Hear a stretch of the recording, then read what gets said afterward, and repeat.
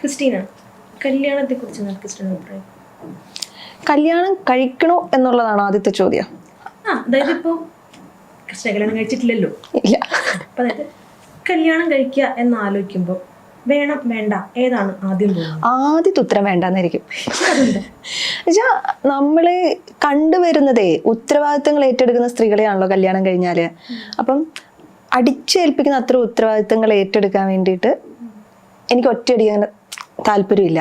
അപ്പോൾ കല്യാണം കഴിക്കുന്ന ആ ഒരു ടിപ്പിക്കൽ സാധനത്തിനോട് താല്പര്യക്കുറവുണ്ട്. ചോദിക്കാൻ കാര്യം എന്താണെന്നറിയോ? അതായത് ഇപ്പോഴത്തെ ജനറേഷനിലെ ആൺകുട്ടികൾക്കും പെൺകുട്ടികൾക്കും കല്യാണത്തോട് ചെറിയൊരു താല്പര്യക്കുറവുണ്ട്. അല്ലെങ്കിൽ അവർ പഠിച്ച് കഴിഞ്ഞ ഉടനെ അല്ലെങ്കിൽ ജോലി കിട്ടിക്കഴിഞ്ഞ ഉടനെ കല്യാണം എന്നവർ ആലോചിക്കുന്നില്ല. അപ്പം അത് ഈ മാരേജ് എന്ന് പറയുന്ന സാധനത്തിനോട് അവർക്കുള്ള ഭയമാണ് എന്നാണ് ഒരു വേർഷൻ ഓഫ് ആൾക്കാർ അതിനെ ഇൻ്റർപ്രറ്റ് ചെയ്യുന്നത്. പക്ഷേ എൻ്റെ പേഴ്സണൽ ഒപ്പീനിയനിൽ അതൊരു ഭയമായിട്ട് എനിക്ക് തോന്നിയിട്ടില്ല. അവരുടെ പ്രയോറിറ്റീസ് മാറുന്നതായിട്ടാണ് എനിക്ക് ഫീൽ ചെയ്തിട്ടുള്ളത്. ക്രിസ്റ്റീനയ്ക്ക് അത് തന്നെയാണോ തോന്നിയിട്ടുള്ളത്? നമ്മൾ സെൽഫ് ലവ് ഒക്കെ കൂടുതലായിട്ട് ഇന്നത്തെ ജനറേഷൻ ഉണ്ട്. നമ്മൾ ഫിനാൻഷ്യലി ഇൻഡിപെൻഡൻ്റ് ആവുന്നു. അപ്പോൾ എനിക്ക് എൻ്റെ ഹാപ്പിനെസ്സിന് പ്രയോറിറ്റി കൊടുക്കാം, എൻ്റെ മീ ടൈം വേണം എന്നൊക്കെ ചിന്തിച്ച് കഴിയുമ്പോഴത്തേന് നമ്മളൊരു ജോലി കിട്ടിയ പാടെ വേഗം കല്യാണത്തിലേക്ക് പോയി അടുത്ത എന്താ പറയുക ഫാമിലി സെറ്റപ്പിലേക്ക് പോകാമെന്ന് ഇന്നത്തെ ജനറേഷൻ, അത് ആൺകുട്ടികളും പെൺകുട്ടികളും അങ്ങനെ കരുതുന്നില്ല. കുറച്ചും കൂടെ എൻ്റെ ഒരു ചിലർക്ക് ട്രാവൽ ചെയ്യണം എന്നുണ്ടാവും. കുറേ പണ്ടൊക്കെ നമ്മൾ ട്രാവൽ ചെയ്യണം എന്ന് പറയുമ്പോഴത്തേനും വീട്ടിൽ നിന്ന് എല്ലാവരും പറയാം കല്യാണം കഴിച്ചിട്ട് ട്രാവൽ ചെയ്തു, ഭർത്താവിന് ഇഷ്ടമുള്ള ഡ്രസ്സ് ചെയ്തു, ഭർത്താവിന് ഇഷ്ടമുള്ള മുടി ഇട്ടിക്കോ, ഭർത്താവിന് ഇഷ്ടമുള്ള ട്രിപ്പ് പോയിക്കോ എന്നൊരു സാധനം പറയുമല്ലോ. അപ്പം പെൺകുട്ടികളുടെ കാര്യം പറയുകയാണെങ്കിൽ ഫിനാൻഷ്യലി ഇൻഡിപെൻഡൻ്റ് ആയി കഴിയുമ്പോൾ ഈ സാധനങ്ങളെ എൻജോയ് ചെയ്യാൻ തുടങ്ങും, ഒരു സെൽഫ് ഹാപ്പിനെസ്സിന് വേണ്ടിയിട്ട്. അപ്പം അങ്ങനെ വരുന്ന സമയത്ത് ഈ ഒരു ഹാപ്പിനെസ് സീക്ക് ചെയ്ത് തുടങ്ങി കഴിയുമ്പോൾ ഓക്കെ ഇങ്ങനെ പോകുന്ന ലൈഫിനെ അവർ എൻജോയ് ചെയ്ത് തുടങ്ങുമ്പോൾ ഈ ഒരു സ്പേസിലേക്ക് ഒരാളെയും കൂടെ കൊണ്ടുവരുന്നതിനെയും അവർ റീതിങ്ക് ചെയ്യും. 20ാമത്തെ വയസ്സിൽ നമ്മൾ കല്യാണം കഴിക്കാൻ ഒരാളെ കാണുമ്പോൾ നമ്മൾ അവരുടെ നിറമോ അല്ലെങ്കിൽ പൊക്കമോ ഒക്കെ ആയിരിക്കും നമ്മളൊരു കൺസെപ്റ്റിലേക്ക് കൊണ്ടുവരിക. 25ലേക്ക് വരുമ്പം കുറച്ചും കൂടെ മാറും. അതിന് 30ലേക്ക് എടുക്കുമ്പോൾ സൗന്ദര്യം ഒരു ഫാക്ടറി അല്ലാതെ വരുന്ന കുറേ ആളുകളുണ്ടാവും. ഞാൻ മനസ്സിലാക്കുന്നത് അങ്ങനെയാണ്. സൗന്ദര്യം ഒരു ഫാക്ടറി ആയിരിക്കില്ല അവിടെ. അവിടെ ഒരു പേഴ്സൺ എന്ന് പറഞ്ഞാൽ പീസ്ഫുള്ളായി നമുക്ക് ഇരിക്കാൻ പറ്റുന്ന ഒരു ഇടമായിരിക്കും പ്രയോറിറ്റീസ് മാറുമ്പോൾ വരിക. അപ്പോൾ കല്യാണം കഴിക്കാൻ വേണ്ടിയിട്ട് ആളുകൾ ഭയക്കുന്നതല്ല, ചിലപ്പോൾ റൈറ്റ് പേഴ്സണ് വേണ്ടി വെയിറ്റ് ചെയ്യുന്നു. ഏജ് അല്ല മാറ്റർ, റൈറ്റ് പേഴ്സൺ ആണ്. കാരണം നമുക്ക് ചുറ്റുമുള്ള കുട്ടികൾ എത്രയോ പേര് 20കളിൽ തന്നെ ഡിവോഴ്സായി മാറുന്നുണ്ട്. അപ്പം ഇച്ചിരി മുമ്പോട്ട് പോയാലും എൻ്റെ റൈറ്റ് പേഴ്സൺ വരട്ടെ എന്നുള്ളൊരു സാധനം, ഭയം. സോഷ്യൽ പ്രഷറിന്റെ പുറത്ത് കല്യാണം കഴിക്കണ്ട, കാരണം ഇത് തീർത്തും എൻ്റെ ജീവിതമാണ് എന്ന് കുട്ടികൾ ഇന്നത്തെ ജനറേഷൻ ഭയങ്കരമായിട്ട് ചിന്തിച്ചു തുടങ്ങുന്നുണ്ട്. കാരണം നമ്മൾ ജീവിച്ചു തുടങ്ങി കഴിയുമ്പോൾ ഈ കല്യാണത്തിലേക്ക് തള്ളിവിട്ട് ആരും ഇതിൻ്റെ ബാധ്യതകൾ ഏറ്റെടുക്കാൻ ഉണ്ടാവില്ല. അപ്പം നമ്മൾ വേണം ഇതിൻ്റെ അപ്പ് ആൻഡ് ഡൗൺസ് മുഴുവൻ ഹാൻഡിൽ ചെയ്യാൻ.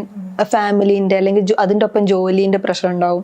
അപ്പം ഈ സാധനങ്ങളെയൊക്കെ ഓക്കെ നമുക്കിത് രണ്ടും കമ്പാനിയനായി കൊണ്ടുപോകാൻ പറ്റുന്ന ഒരു കമ്പാനിയൻഷിപ്പ് ആയിരിക്കും കൂടുതലും പ്രിഫർ ചെയ്യുന്നത് എന്നാണ് പറഞ്ഞതിൽ തന്നെ ഒരുപാട് പോയിന്റുകളുണ്ട്. അതായത് പഴയ ഒരു ചട്ടക്കൂടിനകത്തേക്ക് വരുന്നു എന്നുള്ളതാണ് പലരും ഭയക്കുന്നത്. അതായത് ഒരു പെൺകുട്ടി എന്ന് പറഞ്ഞാൽ അത് XYZ കാര്യങ്ങൾ ചെയ്യുന്ന ആളായിരിക്കണം, ആൺകുട്ടി എന്ന് പറഞ്ഞാൽ ABC കാര്യങ്ങൾ ചെയ്യുന്ന ആളായിരിക്കണം. അതായത് പെൺകുട്ടി കല്യാണം കഴിച്ചു കഴിഞ്ഞാൽ ഒരു സെർട്ടൺ വേയിലാണ് ബിഹേവ് ചെയ്യുന്നത്. രാവിലെ എണീക്കണം, അടുക്കളയിൽ കയറണം, അല്ലെങ്കിൽ അങ്ങനത്തെ കുറെ സാധനങ്ങളുണ്ട് വെക്കണം. രണ്ട് കുടുംബങ്ങൾ തമ്മിൽ പ്രശ്നങ്ങൾ ഉണ്ടാവാതെ അപ്പുറത്തും ഇപ്പുറത്തും ഒരു ഈച്ച പെൺകുട്ടി ഭയങ്കരമായിട്ട് പെൺകുട്ടികൾ ഇപ്പം സംസാരിക്കും. പെൺകുട്ടികളെ കോട്ട് ചെയ്ത് പറയുകയാണെങ്കിൽ ഈ പെൺകുട്ടികൾ ഇതിനുള്ളിൽ ഭയങ്കരമായി സഫർ ചെയ്യും. അപ്പുറത്ത് നിങ്ങൾ പോരുകയും ചെയ്യും, എന്നാൽ ഇവിടെയോട്ട് എത്തുകയും ചെയ്യാത്തൊരു കണ്ടീഷൻ ഉണ്ട് പെൺകുട്ടികളെ സംബന്ധിച്ചിടത്തോളം. നമ്മുടെ കൂട്ടുകാർ തന്നെ സംസാരിക്കുമ്പോൾ അവിടെ എന്തെങ്കിലും അഭിപ്രായം പറയുമ്പോൾ നിന്നെ കെട്ടിച്ചു വിട്ടതല്ലേ എന്ന് പറയുകയും, ഇവിടെ എന്നാൽ നീ നിന്റെ വീട്ടിൽ അഭിപ്രായം പറഞ്ഞാൽ മതി എന്ന് പറയുകയും ചെയ്യുന്ന ഇങ്ങനത്തെ കുറെ എക്സ്പീരിയൻസും നമ്മുടെ കൂട്ടുകാർ നമ്മളോടൊക്കെ ഷെയർ ചെയ്യും. അപ്പം അങ്ങനത്തെ ഒരു ചട്ടക്കൂടിനുള്ളിലേക്ക് ഒതുങ്ങി ഒതുങ്ങി ഒതുങ്ങി പോവാൻ വേണ്ടിയിട്ട് എൻ്റെ ഒരു വോയിസ് അത് ഉയർന്നു നിൽക്കണം. ഇന്നത്തെ ജനറേഷനും പെൺകുട്ടികളും ഒക്കെ ഉയർന്നു നിൽക്കണം എന്നല്ലേ എനിക്കൊരു അഭിപ്രായമുണ്ട്.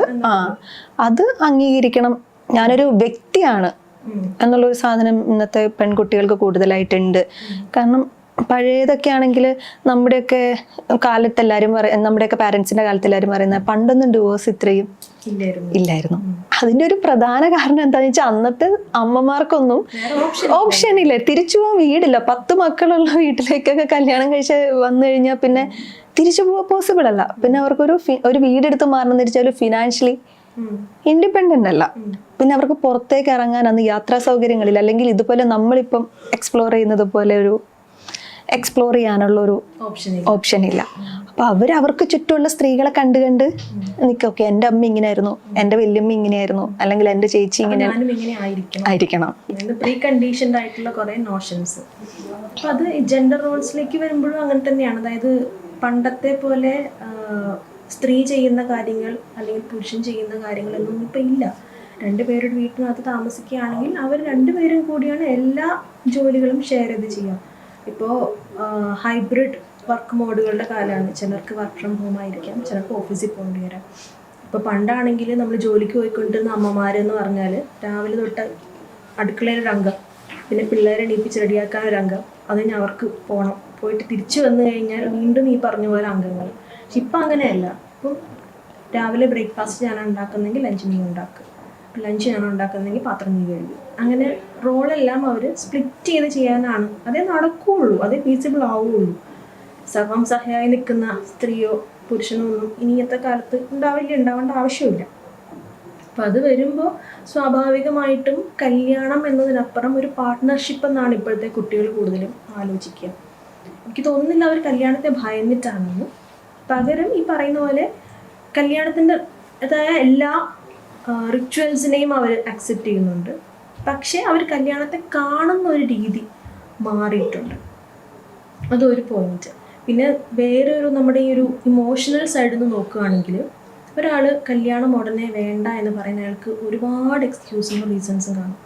അയാളുടെ പാസ്റ്റ് റിലേഷൻഷിപ്പിലുള്ള ട്രോമ ഉണ്ടാവാം, അയാളുടെ ചൈൽഡ്ഹുഡിലുള്ള ട്രോമ ഉണ്ടാവാം, അയാളുടെ വീട്ടിൽ തന്നെ അയാൾ എന്താ കണ്ടു വളർന്നേക്കുന്നത്. ഇപ്പോൾ ഡൊമസ്റ്റിക് അബ്യൂസുകളൊക്കെ കണ്ടു വളർന്ന ഒരു കുട്ടിയാണെങ്കിൽ സ്വാഭാവികമായും അത് ആൺകുട്ടിയോ പെൺകുട്ടിയോ ആയിക്കോട്ടെ, വളർന്ന് വലുതായി കഴിയുമ്പോൾ കല്യാണം എന്ന് പറയുമ്പോൾ ആദ്യമേ എനിക്ക് വേണ്ട എന്നാണ് തോന്നുന്നത്. കാരണം കണ്ടു വളർന്ന നല്ല മാതൃകകളില്ല, അല്ലെങ്കിൽ അത് വളരെ കുറവാണ്. ഞാൻ വളർന്ന് വന്ന ഒരു അബ്യൂസീവായ അച്ഛൻ്റെ മകനാണെങ്കിൽ ഞാനിനി വളർന്ന് വലുതായി കഴിയുമ്പോൾ ആ ട്രേറ്റ്സ് എന്നിലും ഉണ്ടാവുമോ, ഞാൻ അതുപോലെ പെരുമാറുമോ? അപ്പം അതുപോലെ അടിച്ചമർത്തപ്പെട്ട ഒരു അമ്മയുടെ മോളാണെങ്കിൽ ഇതുപോലെ നാളെ എൻ്റെ അടുത്ത് എൻ്റെ ഭർത്താവ് ഒച്ച വെച്ചാൽ ഞാനിതുപോലെ സൈലൻ്റായിട്ടൊന്നും സഹിക്കേണ്ടി വരില്ലേ? അങ്ങനെ തോന്നിയിട്ട് വേണ്ടാന്ന് വയ്ക്കലും തള്ളിക്കളയലും, അങ്ങനെ ഒരുപാട് പുഷ് ചെയ്ത് വിടില്ലേ. നമ്മളിപ്പോൾ വേണ്ട, പിന്നെ മതി, കുറച്ചും കൂടി ആവട്ടെ. അങ്ങനെ അതിന് ഇമോഷണൽ ആയിട്ടുള്ള റീസൺസ് ഉണ്ടാകും. പക്ഷെ ഇതൊന്നും ഒരു ടിപ്പിക്കൽ സൊസൈറ്റിക്ക് മനസ്സിലായിക്കൊള്ളണമെന്നില്ല. ഇതൊക്കെ ഒരു റീസൺ ആണോ കല്യാണം കഴിക്കാതിരിക്കാൻ? അച്ഛൻ അങ്ങനെയാണെന്നും പറഞ്ഞ് എല്ലാവരും അങ്ങനെ ആവണമെന്നില്ലല്ലോ. അല്ലെങ്കിൽ അമ്മയ്ക്ക് ഇങ്ങനെ വന്നു എന്ന് വെച്ചിട്ട് നിനക്കങ്ങനെ വരണം എന്നില്ലല്ലോ. അല്ലെങ്കിൽ നിന്റെ കൂട്ടുകാരി വീട്ടിൽ കുറേ അബ്യൂസ് സഹിച്ചു എന്ന് വെച്ചിട്ട് നിന്റെ ഭർത്താവ് അങ്ങനെ ആവണമെന്നില്ലല്ലോ എന്നൊക്കെ പറയും. പക്ഷെ നമ്മൾ കണ്ട് ശീലിക്കുന്നതും കേൾക്കുന്നതുമായിട്ടുള്ള കാര്യങ്ങൾ നമ്മളെ വളരെയധികം ഇൻഫ്ലുവൻസ് ചെയ്യുന്നു പറയുന്ന പോലെ ചുറ്റിനും നല്ല നല്ല മോഡൽസ് അധികം ഇല്ല എങ്കിൽ സ്വാഭാവികമായിട്ടും ഇതിലേക്ക് എടുത്ത് ചാടണം, എന്താണ് അതുകൊണ്ടൊരു ബെനിഫിറ്റ് എന്നവരാലോചിക്കും. നമ്മുടെ വീടുകളിൽ എത്ര മാതാപിതാക്കൾക്ക് പറയും ഞങ്ങൾ ജീവിക്കുന്നത് പോലെ കല്യാണം കഴിച്ചൊരു ഹാപ്പി ലൈഫ് നിങ്ങൾക്കും പറ്റും എന്ന് എത്ര മാതാപിതാക്കൾക്ക് പറയാൻ പറ്റും എന്നൊരു സാധനമുണ്ട്. അപ്പോൾ നമ്മൾ ചെറുതായിരിക്കുമ്പോൾ തൊട്ട് കാണുന്ന ഒരു സാധനമുണ്ട്, ഇങ്ങനെ സഫർ ചെയ്യുന്ന ഒരു സ്ത്രീനെ നമ്മളെപ്പോഴും വീടുകളിൽ കാണാറുണ്ട്. അവരാണ് അതിനുള്ളിൽ കൂടുതലും സഫർ ചെയ്യപ്പെടുന്നത്. അതുപോലെ തന്നെ ഇപ്പം ട്രോമാസിനെ കുറിച്ച് പറഞ്ഞതുകൊണ്ടാണ് നമ്മൾക്ക് ഒരു പ്രണയം ഉണ്ടാകാത്തവർ വളരെ ചുരുക്കമായിരിക്കാം ഇന്നത്തെ കാലത്ത്. പ്രണയത്തിൽ നമ്മൾ പ്രതീക്ഷിക്കുന്ന പോലെ ഒരു ടോക്സിക് പേഴ്സൻ്റെ അടുത്താണ് നമ്മൾ എത്തുന്നത്, നമ്മൾ ട്രീറ്റ് ചെയ്യപ്പെടുന്നത്. അപ്പം എല്ലാവരും പറയും നിങ്ങൾക്ക് ഇറങ്ങി വന്നൂടെ? അതത്ര എളുപ്പമല്ല ഒരു ടോക്സിക് പേഴ്സൻ്റെ അടുത്ത് നിന്ന് ഇറങ്ങി വരിക, അതിൽ നിന്ന് നമ്മളൊന്ന് മുന്നോട്ട് പോവുക എന്നൊക്കെ പറയുന്നത്. ഇന്ന് കണ്ട് രണ്ടാമത്തെ നാളിൽ നമുക്ക് ഒരിക്കലും ഒരാളെ വിശ്വസിക്കാൻ പറ്റില്ല, എസ്പെഷ്യലി നമുക്ക് ഇങ്ങനെ ഒരു ട്രോമ, ഒരു ബാഗേജ് ഉണ്ടെങ്കിൽ. അപ്പം അതും ഒരു റീസണാണ്. പിന്നെ ഒന്ന് ഫിനാൻസ് ഉണ്ട്. അതായത് പല കുട്ടികളും ലോൺ എടുത്തിട്ടാണ് പഠിക്കുന്നത്. അപ്പോൾ അവരുടെ ഫസ്റ്റ് ഓപ്ഷൻ എന്ന് പറഞ്ഞാൽ പഠിച്ച് കഴിഞ്ഞ് കഴിഞ്ഞാൽ ഒരു ജോലി കിട്ടി കടം തീർക്കുക, സേവിങ്സ് ഉണ്ടാക്കുക. അല്ലാതെ പഠിച്ചു കഴിഞ്ഞാൽ ഉടനെ കല്യാണം കഴിക്കുക എന്നല്ല വളരെ ആലോചിക്കുന്നത്. ഇപ്പോൾ ആൺകുട്ടിയാണെങ്കിലും പെൺകുട്ടിയാണെങ്കിലും. ഇപ്പോൾ പെൺകുട്ടിയെക്കാളും ഒരു പടിക്ക് മുകളിൽ ഇത് ട്രാപ്ഡ് ആവുന്നത് ആൺകുട്ടികളാണെന്ന് ഞാൻ പറയും. കാരണം ഒരു ഡിഗ്രി അല്ലെങ്കിൽ ഒരു കോഴ്സ് കഴിഞ്ഞിട്ട് നിൽക്കുന്ന ഒരു പെൺകുട്ടിക്ക് ഒരാൺകുട്ടിക്ക് ജോലി കിട്ടുന്നില്ല എങ്കിൽ കൂടുതൽ പ്രഷർ ഒരു ആൺകുട്ടിക്കാണ്. കാരണം പെൺകുട്ടിക്ക് പിന്നെ അത് കുഴപ്പമില്ല, നാളെ ഒരു വീട്ടിൽ കെട്ടിച്ച് വിട്ടാൽ മതി. പക്ഷെ ഇതങ്ങനെയല്ല, നീ കുടുംബം നോക്കേണ്ടതാണ്. നാളെ ഇവിടുത്തെ അച്ഛനില്ലെങ്കിൽ അല്ലെങ്കിൽ നാളെ ഈ കുടുംബം നോക്കണം, കെട്ടിക്കൊണ്ടുവരുന്ന പെണ്ണിനെ നോക്കണം, അനിയത്തിനെ നോക്കണം, അനിയനെ നോക്കണം. ഇത് മുഴുവൻ കേട്ട് കഴിയുമ്പോൾ അവൻ പാനിക് ആയില്ലെങ്കിലേ അത്ഭുതമുള്ളൂ. അവൻ തന്നെ പഠിച്ച് എങ്ങനെയൊക്കെയോ സപ്ലി എല്ലാം തീർത്ത് കഷ്ടകാലത്ത് പഠിച്ചിറങ്ങി. ഇനി ഒരു ജോലി കിട്ടാൻ എവിടെയൊക്കെ അവൻ ശ്രമിക്കുന്നുണ്ടാവും, ശ്രമിക്കാതിരിക്കില്ലല്ലോ ആരായാലും. ഓരോ ജോലിയും കിട്ടാതെ വരുമ്പോൾ അവനതുള്ളിൽ ഏൽപ്പിക്കുന്ന മുറിവുകൾക്ക് അപ്പുറമാണ് ചുറ്റിലും നിൽക്കുന്ന ആൾക്കാർ ചോദിക്കുന്ന ചോദ്യം. അപ്പം ആ കൂട്ടത്തിൽ ഇതെങ്ങനെയൊക്കെ പോയാൽ മതിയോ, ജോലി കിട്ടി കല്യാണം കഴിക്കട്ടെ എന്നൊക്കെ കേൾക്കുമ്പോൾ എന്തോ ഒരു വലിയ സാധനം എടുത്ത് തല വെക്കാൻ പോകുന്നവരാണ് അവനും അത് ഫീൽ ചെയ്യുക. നീ ജോലി കിട്ടിയെന്ന് വിചാരിക്കുക, അപ്പോൾ പോലും അവൻ ആലോചിക്കാൻ പോകുന്നത് ഈ കാശിനൊക്കെ എനിക്കൊരു കുടുംബം പോറ്റാൻ പറ്റുമോ എന്നാണ്. സംഭവം 10,000 രൂപയ്ക്കും നമുക്ക് ജീവിക്കാം, 1,00,000 രൂപയ്ക്കും നമുക്ക് ജീവിക്കാം. പക്ഷെ നമ്മൾ ചുറ്റിനും കാണുന്ന കാഴ്ചകളിൽ നമ്മൾ വിശ്വസിക്കുന്നത് കുറേ കാശുണ്ടെങ്കിലേ ഹാപ്പി ആയിട്ട് ജീവിക്കാൻ പറ്റത്തുള്ളൂ. ഇടയ്ക്കിടയ്ക്ക് യാത്രകൾ പോകണം, സിനിമ കാണാൻ പോകണം, പുറത്തുനിന്ന് ഫുഡ് കഴിക്കണം, ഇതിനൊക്കെ കാശ് വേണം. അപ്പോൾ എനിക്ക് ഇപ്പം കിട്ടുന്ന സാലറി കൊണ്ട് എനിക്കൊരു കുടുംബം നോക്കാൻ പറ്റത്തില്ല. അപ്പം ഞാൻ എന്തിനാണ് ഇപ്പം കല്യാണത്തെക്കുറിച്ച് ആലോചിക്കുന്നത്? ഞാൻ ഫിനാൻഷ്യലി സെക്യൂർ അല്ല. അതൊന്നും ആൺകുട്ടികളുടെ കാര്യം. ഇനി പെൺകുട്ടികൾക്കാണെങ്കിലും അതേ സൈഡിൽ പറയുന്ന പോലെ ഇത്രയും കാലം അച്ഛൻ്റെ അമ്മയുടെയും ചിലവിലാണ് ജീവിച്ചത്. ഇനി എന്നെ കെട്ടിച്ചുവിടുക എന്ന് പറയുന്നതിന് വേണ്ടി തന്നെ അവർ കുറേ കാശ് മാറ്റി വെക്കുന്നുണ്ട്. അപ്പോൾ ഇനിയും എനിക്ക് അവരോട് കാശ് ചോദിക്കാൻ പറ്റത്തില്ല.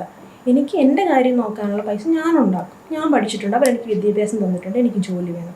ജോലി കിട്ടിക്കഴിഞ്ഞാൽ എനിക്ക് കാശ് സമ്പാദിക്കണം. ഞാൻ ഉണ്ടാക്കി വെച്ച കടമെങ്കിലും എനിക്ക് ഇല്ലാതാക്കണം, അല്ലെങ്കിൽ എൻ്റെ അച്ഛനും എന്നെ എനിക്ക് കുറച്ചിങ്ങനെ സഹായിക്കണം. എനിക്ക് എൻ്റേതായ സേവിങ്സ് വേണം. നാളെ ഒരു കാലത്ത് എങ്ങാനും ഇവരെന്നെ കെട്ടിച്ച് വിട്ട് കഴിഞ്ഞാലും അവിടെ എന്തെങ്കിലും പ്രശ്നമുണ്ടെങ്കിൽ എനിക്ക് തനിയെ ഡീൽ ചെയ്യാൻ ഫിനാൻഷ്യൽ ഇൻഡിപെൻഡൻസ് വേണം. ഇപ്പോഴത്തെ എല്ലാ പെൺകുട്ടികളും ആഗ്രഹിക്കുന്ന ഒരു കാര്യം. അപ്പം അതുകൊണ്ട് തന്നെ കുറച്ച് കാശൊക്കെ സേവ് ചെയ്തിട്ട് മതി കല്യാണം, എടുപിടിയെന്ന് കല്യാണം കഴിക്കേണ്ട ഒരു കാര്യം ഇപ്പം ഇല്ല എന്ന് പറഞ്ഞ് ഇപ്പോഴത്തെ കുട്ടികൾക്ക് കഴിയുന്നുണ്ട്.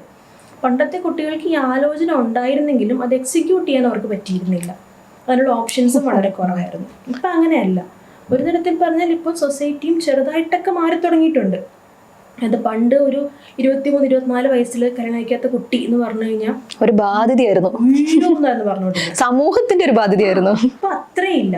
ഇപ്പൊ 28-29 വയസ്സിൽ കെട്ടിയില്ലെങ്കിൽ കെട്ടിയില്ലേ, കിട്ടുന്നില്ലേ, ആരെങ്കിലും കണ്ടുവച്ചിട്ടാണോ? ആണോ ലെബനീസ് ആണോ? ഇനി അതല്ല, എന്തെങ്കിലും പ്രശ്നമുണ്ടോ? ഇങ്ങനെയൊക്കെ ചോദ്യം വരുള്ളൂ. അല്ലാതെ പണ്ടത്തെ പോലെ എന്റെ ദൈവമേ ഇവളുടെ കെട്ട് നടക്കുന്നില്ലേ എന്നൊരു സാധനം കുറഞ്ഞിട്ടുണ്ട്. പക്ഷെ എന്ന് കരുതി എല്ലാവരും അതിനെ അക്സെപ്റ്റ് ചെയ്യുന്നല്ല. പക്ഷെ കുടുംബത്താണെങ്കിലും സമൂഹത്തിൽ അല്ല അയൽക്കാരിൽ നിന്നാണെങ്കിലും ഒക്കെ പ്രായം കൂടിപ്പോന്നു എന്ന് പറയുന്ന ഒരു സോഷ്യൽ പ്രഷറിന്റെ പുറത്ത്, അല്ലെങ്കിൽ മതം തരുന്ന ഒരു സോഷ്യൽ പ്രഷറിന്റെ ഒരു സമുദായ വളർത്തലിന്റെ ഒക്കെ ഭാഗമാണല്ലോ ഈ കല്യാണം, കുട്ടികൾ എന്നൊക്കെ പറയുന്ന ഒരു നെക്സ്റ്റ് ജനറേഷനെ ഉൽപ്പാദിപ്പിക്കാന്നൊക്കെയാണല്ലോ ഇതുകൊണ്ട് ഉദ്ദേശിക്കുന്നത്. പക്ഷെ അപ്പൊ അങ്ങനെ വരുന്ന ഒരു സമയത്ത് ഈ പ്രഷർ എടുത്തു വെക്കാൻ വേണ്ടിയിട്ടും ഇപ്പത്തെ ഈ ഫിനാൻഷ്യലി ഇൻഡിപെൻഡന്റ് ആയി വരുന്ന കുട്ടികളൊക്കെ ഞാൻ അങ്ങനെ പ്രഷർ എടുക്കേണ്ടതില്ല എന്നും പെൺകുട്ടികൾ ഇപ്പോൾ ആലോചിക്കുന്നുണ്ട്. അതുപോലെ പറഞ്ഞ പോലെ ഡിഫറെന്റ് ടൈപ്സ് ഓഫ് റിലേഷൻഷിപ്സിന് സമൂഹം കുറച്ചും കൂടി നോർമലായിട്ട് കാണുന്നുണ്ട്. അതായത് ഇപ്പോൾ ഒരു ലിവിങ് ടുഗദർ എന്ന് കേട്ടാൽ ഒരു ഭൂകമ്പം നടക്കില്ല, വഴക്കുണ്ടാവുമായിരിക്കും കുടുംബത്തിൽ, പക്ഷെ ഒരു ഭൂകമ്പം അല്ല. കാരണം പണ്ട് ഇത് ബോംബെയിലും ബാംഗ്ലൂരും നടന്ന സാധനം. ബാംഗ്ലൂർ പോയാൽ ലിവിൽ നിന്ന് എന്തോ വിചാരിച്ചിരുന്നത്.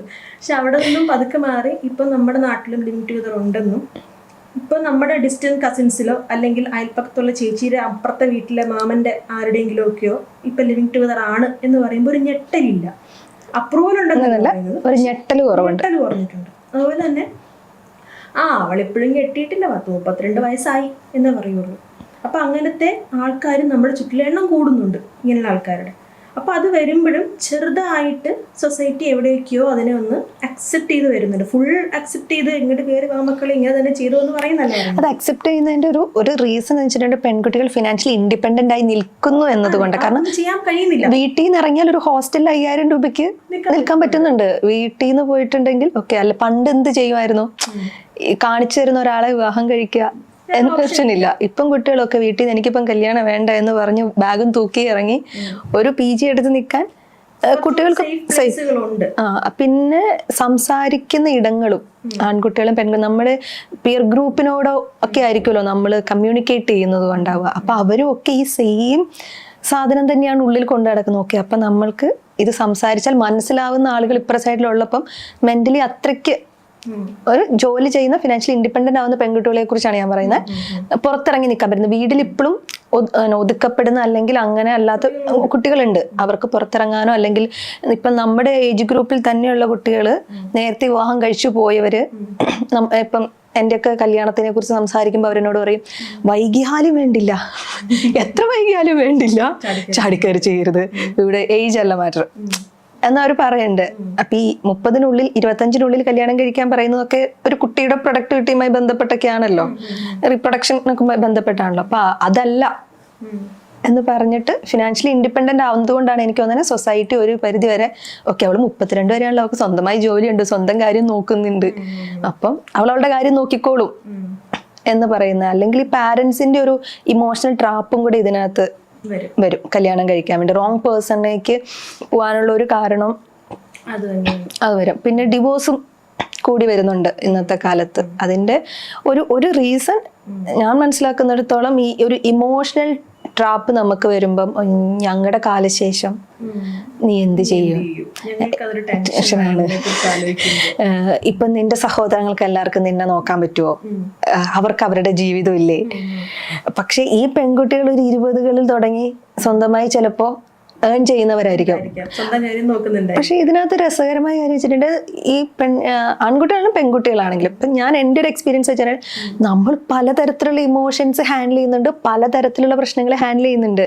അപ്പം ഈ ഹാൻഡിൽ ചെയ്യുന്നതിലൂടെ നമ്മൾ മെച്ചുവേർഡ് ആവുന്നുണ്ടല്ലോ. പല വിഷയങ്ങളെയും ആദ്യം അപ്രോച്ച് ചെയ്ത പോലെ ആയിരിക്കില്ല പിന്നീട് അപ്രോച്ച് ചെയ്യുന്നത്. പണ്ട് നമ്മൾ ഭയങ്കര ഷൗട്ട് ചെയ്ത കാര്യത്തോട് ഇപ്പം ഓക്കെ അതങ്ങനെ നടന്നോട്ടെ എന്ന് പറഞ്ഞാൽ ഇപ്പുറത്തെ സൈഡിൽ കൂടെ പോകുന്നുണ്ടാവും. നമ്മൾ അനാവശ്യമായി കുറ്റം പറയുന്ന ആളുകളെ കാണുമ്പോൾ നമ്മളിത് ഓക്കെ ഇഗ്നോർ ചെയ്തേക്കാം എന്ന് പറഞ്ഞ് നമ്മൾ മാറി മാറി നടക്കുന്നുണ്ട്. അയ്യോ ഞാൻ പറഞ്ഞ പോയിന്റ് കട്ടായി. പറഞ്ഞു വന്ന പോയിന്റ് ഇതാണ്, അതായത് ഇപ്പൊ പെൺകുട്ടികൾക്ക് പുറത്തു പോവാനും ഈ പിയർ ഗ്രൂപ്പിന്റെ സഹായത്തോടു കൂടിയോ അല്ലെങ്കിൽ അവരുടെ സപ്പോർട്ടോടു കൂടിയോ സ്വന്തമായിട്ട് നിൽക്കാനും പറ്റുന്നുണ്ട്. അതുകൊണ്ട് തന്നെ ഈ ഇമോഷണൽ ബ്ലാക്ക് മെയിൽസ് വരുമ്പോഴും ഒരു പരിധി വരെ അവർക്ക് നേരിടാൻ പറ്റുന്നുണ്ട്. ഏറ്റവും വലിയ എക്സാമ്പിൾ ആണല്ലോ ക്രിസ്റ്റീന. ഞങ്ങൾക്ക് വീട്ടിൽ നിന്ന് ഇങ്ങനെ എല്ലാ ആഴ്ചയും പറയും, മക്കളെ ഞങ്ങളുടെ കാലം കഴിഞ്ഞാൽ നിങ്ങൾ ഇനി എന്തോ ചെയ്യും. അത് ഭയങ്കര രസമായിരുന്നു. ഇപ്രാവശ്യം വീട്ടില് ലീവിന് ചെല്ലുന്ന സമയത്ത് ഒരു പെണ്ണ് കാണൽ വരെ ഉണ്ടായിരുന്നു. അപ്പൊ ഞാൻ അറിയുന്നില്ല. അപ്പൊ ഞാൻ ചെല്ലുമ്പോ എന്നോട് പറയാണ് നാളെ നിനക്കൊരു പെണ്ണ് കാണലുണ്ടോ. അപ്പൊ ഇപ്പൊ എനിക്കതൊരു ഭയങ്കര ഫണ്ണി സാധനം. ഓ എവിടെ പേരറിയില്ല, അവൻ ജോലി അറിയില്ല, ഒന്നും അറിയില്ല, എന്നെ സംബന്ധിച്ചിടത്തോളം എന്നിലേക്ക് അത് എത്തുന്നില്ല. അപ്പൊ ഞാൻ ഇതെന്താണ് എന്നോട് പറയാതിരുന്നത്. അപ്പൊ നിന്നോട് പറഞ്ഞ നീ ലീവ് കിട്ടിയില്ല എന്ന് പറഞ്ഞിട്ട് വരാതിരിക്കും. അപ്പൊ ഞാൻ വീട്ടിൽ ചെല്ലുമ്പോ ബാക്കി എനിക്ക് ചുറ്റും എല്ലാവർക്കും ഓക്കെ എനിക്ക് പെണ്ണ് കാണലുണ്ട് എന്നറിയാം നമ്മള്. പക്ഷെ അതായത് ക്രിസ്ത്യനെ നോക്കി അതൊരു പ്രിവിലേജ് ആണ്, അതായത് മാറി നിൽക്കാൻ ഒരു സ്ഥലമുണ്ട്. ഞാനിപ്പോഴൊരു പ്രിവിലേജ് അനുഭവിക്കുന്ന ഒരു പെൺകുട്ടിയാണ്. അതായത് എനിക്ക് വന്നിട്ട് 20, 21, 22 മുതൽ നമ്മളൊരു PG കഴിയുമ്പോൾ മുതൽ ജോലി ചെയ്യുന്നത് കൊണ്ട് തന്നെ എന്നുവെച്ചാൽ ഭയങ്കര ഇൻകം ജനറേറ്റ് ചെയ്ത് ഒരു വീട്ടിലേക്ക് ഭയങ്കര എല്ലാ ഉത്തരവാദിത്തങ്ങളും ചെയ്യുന്നു എന്നല്ല, നമ്മുടെ കാര്യങ്ങൾ നോക്കി പോകുന്നത് കൊണ്ട് എനിക്കിപ്പം മാറി നിൽക്കാനൊരു ഇടമുണ്ട്. എനിക്കൊന്ന് മൂഡ് ഓഫ് ആവുകയാണെങ്കിൽ ട്രാവൽ ചെയ്യാനുള്ള ഒരു സാമ്പത്തിക ശേഷിയുണ്ട്. ഈ കൂടുതൽ ട്രാവലുകൾ ചെയ്യുന്തോറും കൂടുതൽ ഇപ്പം ഇന്ത്യയിൽ മാത്രമല്ല പുറത്തും ഒക്കെ ട്രാവൽ ചെയ്യാനുള്ള ഓപ്ഷൻസ് ഇപ്പം ധാരാളം ഉണ്ട്. അങ്ങനെ വന്നു കഴിയുമ്പോൾ പലതരത്തിലുള്ള ലൈഫ് സ്റ്റൈൽസ് ആണ് ഈ യങ്സ്റ്റേഴ്സ് കാണുന്നത്. ഇപ്പം അതായത് കല്യാണം അല്ല എല്ലാം, അല്ലാതെയും ജീവിക്കുന്ന മനുഷ്യരുണ്ട്, ഒരുമിച്ച് കൂട്ടമായിട്ട് ജീവിക്കുന്ന ഫ്രണ്ട്സ് ഉണ്ട്, 2 ഫ്രണ്ട്സ് ഒരുമിച്ച് ജീവിച്ചിട്ട് അതിൻ്റെ കൂട്ടത്തിലേക്ക് വരുന്ന വേറെ ഫ്രണ്ട്സ് ഉണ്ട്, ഞങ്ങളൊരു വീട് വെക്കുകയാണെങ്കിൽ നിനക്കൊരു റൂം അവിടെ ഉണ്ട് എന്ന് പറയുന്ന ഫ്രണ്ട്സ് ഉണ്ട്. അപ്പോൾ ഇതൊക്കെ കൂടുതൽ ട്രാവൽ ചെയ്യുന്തോറും കൂടുതൽ ലൈഫ് സ്റ്റൈലുകൾ കാണുന്നു, കൂടുതൽ ആൾക്കാരെ കാണുന്നു, കുറച്ചുകൂടി ബ്രോഡറായിട്ട് ചിന്തിക്കുന്നു. അപ്പോൾ എനിക്കൊന്ന് ട്രാവലും വലിയൊരു മാറ്ററാണ് ഇങ്ങനെയുള്ള കാര്യങ്ങളുടെ ഡിസിഷൻ മേക്കിങ്ങിനെ ഹെൽപ്പ് ചെയ്യുന്നുണ്ട്.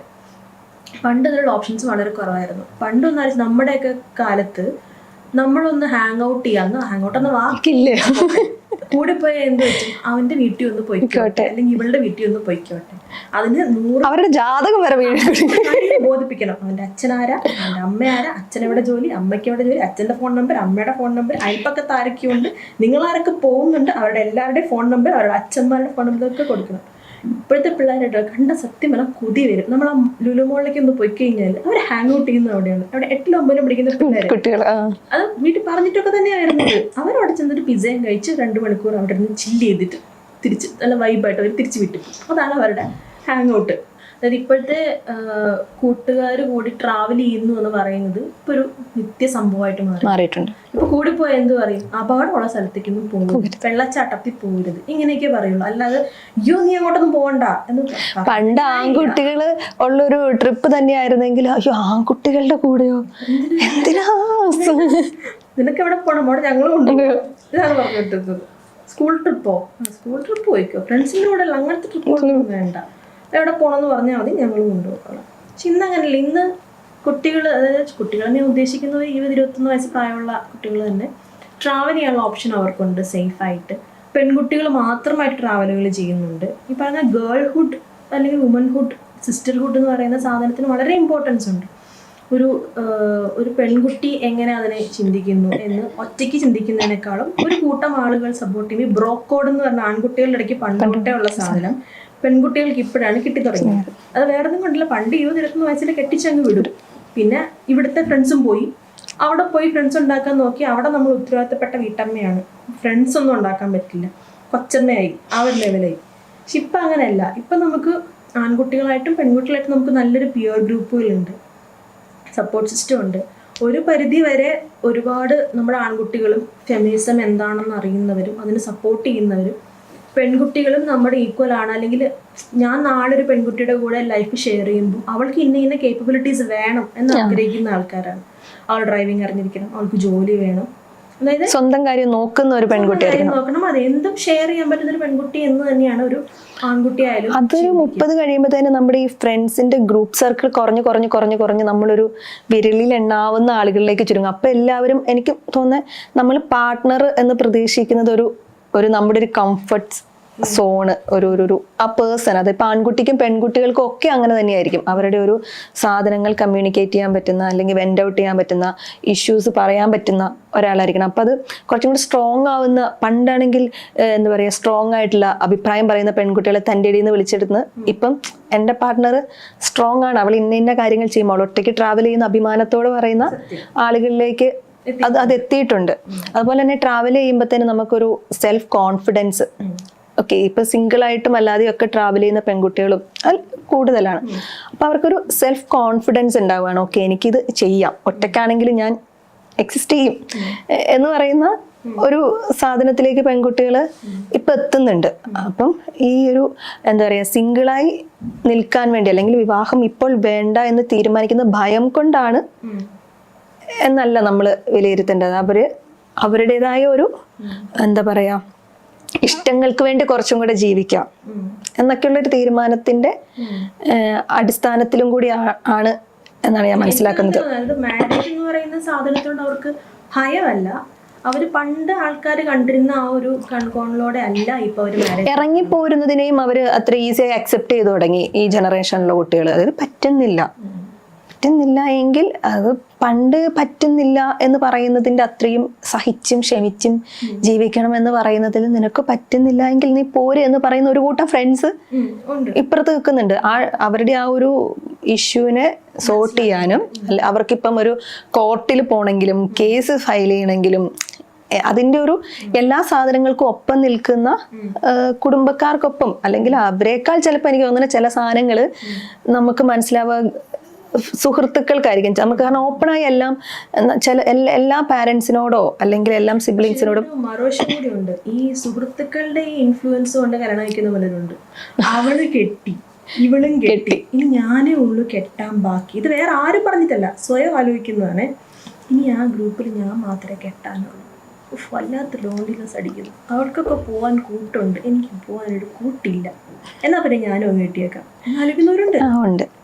ചെറിയൊരു ശതമാനമായിരിക്കാം, പക്ഷെ ഉണ്ട്. അതുപോലെ തന്നെ സെലിബ്രിറ്റി വെഡിങ്സ് കാണുമ്പോൾ വാ എന്തല്ലേ കീർത്തി സുരേഷ് കല്യാണം കഴിക്കുന്നു, ദിയാകൃഷ്ണ കല്യാണം കഴിക്കുന്നു, പിന്നെ നയൻതാര കല്യാണം കഴിച്ചു, അഞ്ജു ജോസഫിന്റെ രണ്ടാമത് കാണുമ്പോഴല്ലോ എന്ത് രസം. പക്ഷെ അഞ്ജു ജോസഫിന്റെ പറയുമ്പോൾ നമ്മൾ ആ സെക്കൻഡ് മാരേജിന് സൊസൈറ്റി കൊടുത്തൊരു അക്സെപ്റ്റൻസിന് നമ്മൾ അത് അഡ്രസ് ചെയ്ത് തന്നെ പോകണം. കാരണം അത് അത്രയും സോഷ്യൽ മീഡിയ ആഘോഷിക്കുമ്പോൾ പലർക്കും ഒരു ഹോപ്പ് സാധനമായിരുന്നു. ഇത് ഒന്നും ഒന്നിന്റെയും അവസാനമല്ല എന്നുള്ള സാധനം. അപ്പൊ പറഞ്ഞു വന്നത്, അതായത് സോഷ്യൽ മീഡിയയിൽ കാണുന്ന സെലിബ്രിറ്റി വെഡിങ്സ് കാണുമ്പോൾ അതിൽ ഇൻസ്പയർഡ് ആയിട്ട് എനിക്കും കഴിക്കുന്നവരുണ്ട്.